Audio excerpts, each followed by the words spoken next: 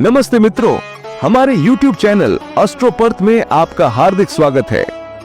AUM नमो भगवते वासुदेवाय नमः। आज हम एक अत्यंत महत्वपूर्ण और शुभ विषय पर विस्तार से चर्चा करेंगे, जिसमें हम जानेंगे कि मई 2025 में पुष्य नक्षत्र कब और कैसे आएगा, ये कौन सा पुष्य नक्षत्र होगा और इस विशेष अवसर पर गुड़ से संबंधित एक महाउपाय क्या है। इसके अतिरिक्त हम इस नक्षत्र के धार्मिक, आध्यात्मिक और वैज्ञानिक महत्व को समझेंगे। साथ ही यह भी जानेंगे कि इस दौरान किन कार्यों को करना शुभ है और किन से बचना चाहिए। पुष्य नक्षत्र को नक्षत्रों का राजा कहा जाता है और इसका संयोग जीवन में स्थायी सुख, समृद्धि और सफलता लाने में सक्षम है।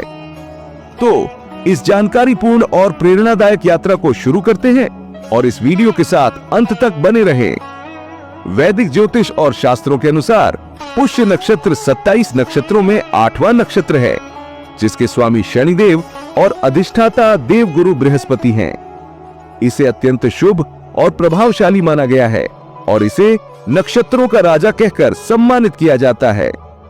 मान्यता है कि पुष्य नक्षत्र के दौरान किए गए शुभ कार्य न केवल सफल होते हैं, बल्कि उनका फल अनंत काल तक प्राप्त होता है। शनिदेव के प्रभाव से इस नक्षत्र में स्थायित्व का गुण होता है, जिसके कारण इस दौरान खरीदी गई वस्तुएं अक्षय और दीर्घकालिक लाभ देने वाली होती हैं।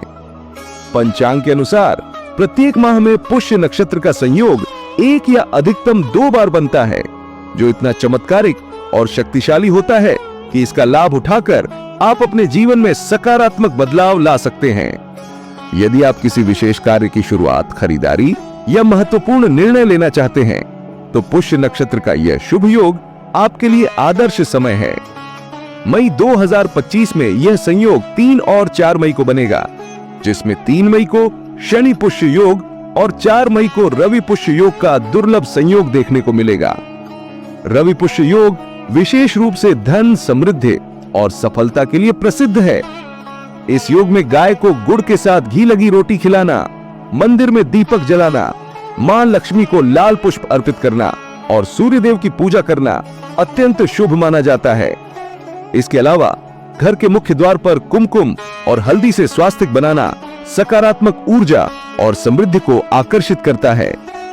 इस नक्षत्र में सोना, चांदी, वाहन, भूमि या भवन जैसी मूल्यवान वस्तुओं की खरीदारी करना भी शुभ होता है। पुष्य नक्षत्र के दौरान कुछ विशेष उपाय और कार्य करने से जीवन में चमत्कारी परिणाम प्राप्त हो सकते हैं। उदाहरण के लिए, इस नक्षत्र में कोई नया व्यवसाय, प्रोजेक्ट या कार्य शुरू करना सफलता की गारंटी देता है।